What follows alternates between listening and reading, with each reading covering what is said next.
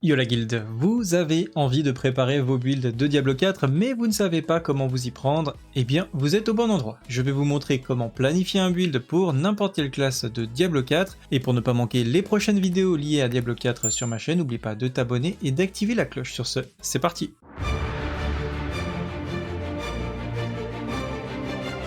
Le site que je vais vous présenter aujourd'hui, c'est d4build.gg. Alors il en existe plusieurs, mais je trouve que celui-là c'est le plus abouti, le plus simple à comprendre et le mieux organisé. Donc pour commencer, vous pouvez créer un compte. Moi je me suis connecté avec mon compte Google, mais voilà, vous pouvez créer un compte, ça va vous permettre de sauvegarder vos builds, de les filtrer, etc.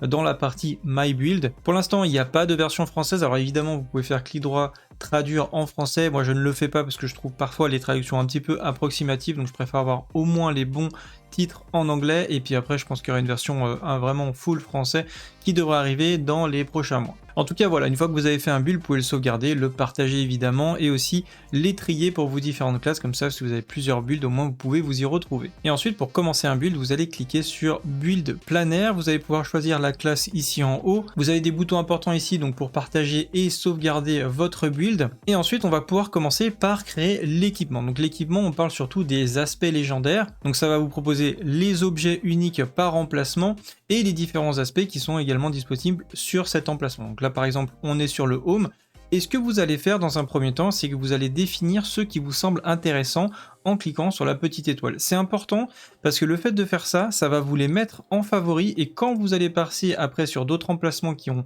des aspects légendaires qui vont se croiser, qui seront similaires à celui-là, et bien comme ça vous n'allez pas perdre deux fois le temps à faire de la lecture, vous allez déjà pouvoir avoir vos favoris et dire ok celui-là c'est le meilleur, après le deuxième c'est celui-là. Donc on va essayer de toujours choisir comme ça les plus intéressants, de les mettre en favoris, et comme ça on ne perd plus le temps. Donc voilà, j'en prends un certain nombre comme ça en favoris, et par exemple je vais équiper celui-ci. Donc je vais faire ça sur tous mes équipements. Là on voit qu'il a conservé puisque j'ai des objets défensifs et utility que j'avais déjà sélectionnés, donc il me les repropose. D'ailleurs je voudrais apporter une petite précision par rapport aux aspects offensifs. Comme vous pouvez le voir ici, c'est précisé que sur les gants, les anneaux et les amulettes, vous avez plus 50% de bonus sur votre affixe. Vous n'avez pas de bonus sur les armes à une main, et les armes à deux mains par contre ont plus 100% sur l'affixe. Donc prenez bien ça en compte quand vous allez vous organiser pour choisir vos différents aspects, et surtout là où vous voulez les positionner. Vous pouvez ici rapidement choisir les différents skills que vous allez préparer sur votre barre d'action, donc ça vous permet un petit peu de planifier et d'afficher les différents sorts, comment vous allez les positionner sur votre barre de sorts. Et vous retrouverez aussi pour les différentes classes, donc ici ça va être pour le mage, vous allez avoir les capacités d'enchantement, et quand on va aller sur les autres classes, eh bien on peut voir par exemple ici vous avez le druide,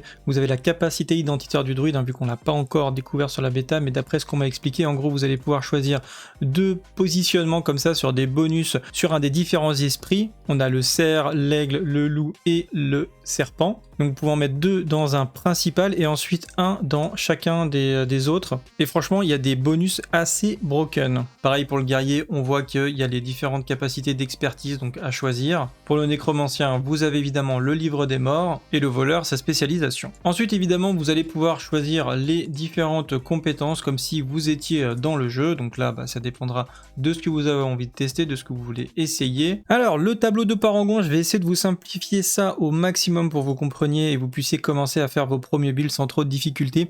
Donc ce qu'il faut prendre en compte, les petites choses qui m'ont fait un petit peu bloquer, hein, qui m'ont fait réfléchir. La première chose, donc vous se déplacez évidemment, hein, ça c'est pas compliqué, vous avez des points, vous débloquez ces points à partir du niveau 50, vous en avez 4 par niveau jusqu'au niveau 100, etc. Donc vous avez la totalité des points qui sont disponibles là, et ils ont pris en compte les points que vous débloquez via le renom. Voilà, vous avez vos 200 points, vous les dépensez. On part d'un tableau qui est de base le même pour tout le monde, vous avez juste les bonus à l'intérieur qui vont légèrement varier d'une classe à l'autre.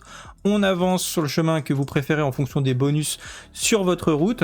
Les bonus jaunes à préciser, c'est que donc les bonus rares, eh bien vous avez des prérequis que vous pouvez débloquer par rapport à des caractéristiques spécifiques. Donc par exemple le willpower, vous pouvez évidemment en débloquer par rapport au tableau en lui-même, hein. Là par exemple, voilà, j'ai débloqué 5 de willpower, il va les prendre en compte, hein. Il va bien voir que j'ai 5 de willpower, mais ça va prendre aussi celui que vous avez sur votre équipement, ce qui vous permettra au fil du temps, avec des caractéristiques bonus et la montée en puissance de votre équipement, le choix d'aller beaucoup plus loin dans les tableaux de parangon, c'est-à-dire en fait vous allez faire un build de parangon au niveau 50 qui sera pas le même au niveau 60, qui sera pas le même au niveau 100, etc. parce que vous allez avoir d'autres possibilités grâce à l'équipement qui va vous permettre d'avoir des chemins plus optimisés grâce à ces fameux bonus que je trouve d'ailleurs très intéressant comme concept au niveau des tuiles rares. Donc une fois que vous avez identifié déjà un chemin qui vous semble intéressant, vous allez pouvoir commencer à débloquer votre première glyphe. Donc là, la première glyphe, vous allez passer un petit peu, je vous conseille de prendre un petit peu de temps, un petit peu comme les aspects, pour bien lire tous les différents bonus, essayer d'identifier ceux qui vous semblent le plus intéressants. Une fois que c'est fait, hop, vous les mettez comme tout à l'heure en favori, comme ça, une fois que c'est fait, c'est fait. Après, évidemment, si vous refaites votre build, il faudra bien tout relire, etc. Parce que les bonus sont intéressants par rapport à un build donné, mais après, quand vous repartez sur un nouveau build, il faut vraiment vous remettre dedans. Donc là, je vous inviterai à prendre connaissance et reprendre connaissance de toutes les glyphes. Mais voilà, quand vous avez un build en tête, vous savez normalement un petit peu ce qu'il vous faut, est-ce qu'il me faut des dégâts critiques, est-ce qu'il me faut de la fortification, etc., etc. Donc essayez de trouver des glyphes qui sont en rapport et qui peuvent être intéressantes par rapport à vos builds et vous les mettez en favori, comme ça vous évitera de perdre du temps sur les prochaines glyphes. Une fois que vous avez choisi votre glyphe, vous allez avoir la zone rouge qui représente la zone de buff maximum. Alors je précise parce que normalement les glyphes ont un niveau, mais par défaut sur ce site-là, elles seront toujours au niveau maximum. On parle de build endgame, donc forcément il faut d'abord looter les glyphes, etc. Ensuite il faut les faire évoluer, tout ça se fait avec du temps, mais voilà, ça vous permet de visualiser qu'est-ce que ça va donner une fois que j'aurai tout au niveau maximum. Et donc là du coup vous avez la glyphe maximum avec la zone de buff que vous voyez en rouge ici. Également, un petit peu comme les nodes jaunes, enfin les tuiles jaunes, je sais pas comment on appelle ça, si on appelle ça des nodes ou des tuiles en français, bon, on va dire des tuiles.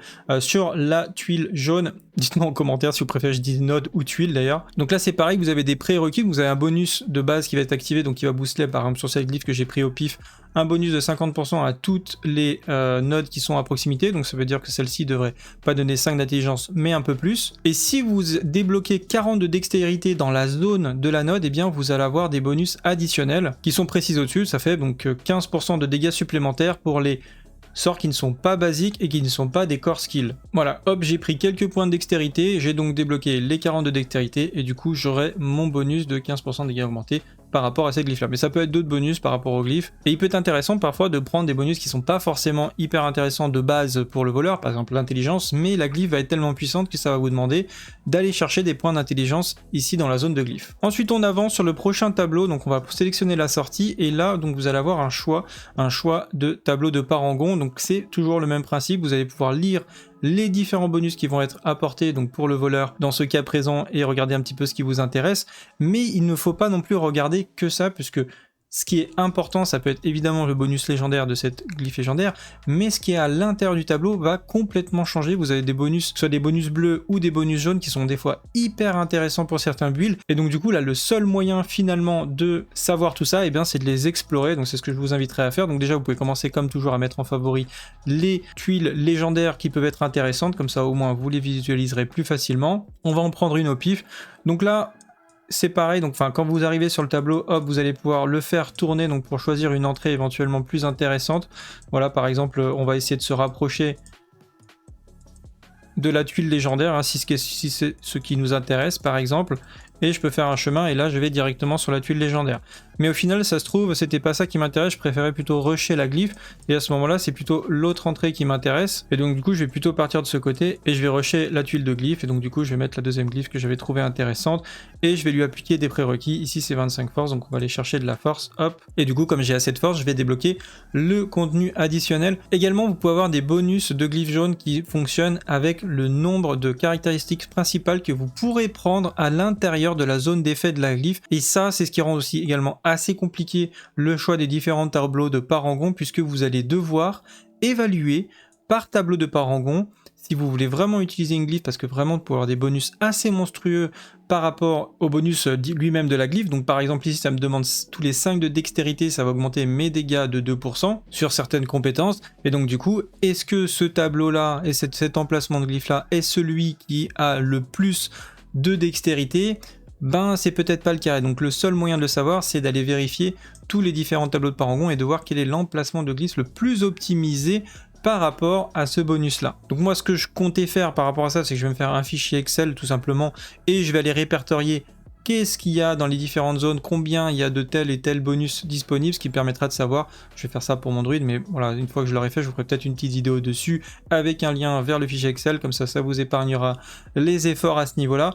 Bon, pour l'instant je ne l'ai pas encore fait, mais voilà, je pense que ça peut être intéressant de faire un petit tableau et de se dire, ok, et ben sur tel tableau de telle classe, on a tant de valeurs de dextérité, on a tant de force, on a tant de ci, on a tant de ça, et comme ça, d'un coup d'œil, on saura quel tableau est le plus intéressant pour buffer cette glyphe. Donc voilà, vous avez un gros travail comme ça de réflexion pour savoir quels sont les meilleurs passages, quels sont les meilleurs glyphes, quels sont les meilleurs bonus bleus, parce que vous avez des bonus bleus qui sont incroyables, vous avez des bonus jaunes qui sont incroyables également.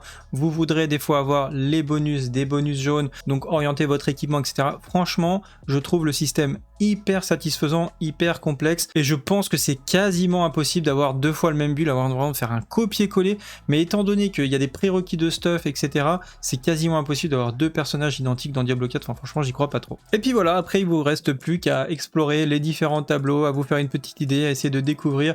Puis une fois que vous aurez quelque chose de satisfaisant, n'oubliez pas de le sauvegarder votre build. Comme ça, vous serez fin prêt et vous aurez au moins votre roadmap pour la sortie officielle de Diablo 4. Et voilà, c'est tout pour aujourd'hui. Alors c'est possible que j'ai oublié certaines informations, mais bon, de toute façon, je referai d'autres vidéos, ne vous inquiétez pas. Néanmoins, si j'ai oublié des choses importantes, l'espace commentaire est là pour apporter des compléments. Comme toujours, si cette vidéo vous a plu, n'oubliez pas de la liker et de la partager. Pour ma part, je vous laisse là. Salut à tous, c'est le Guild et à bientôt. Ciao!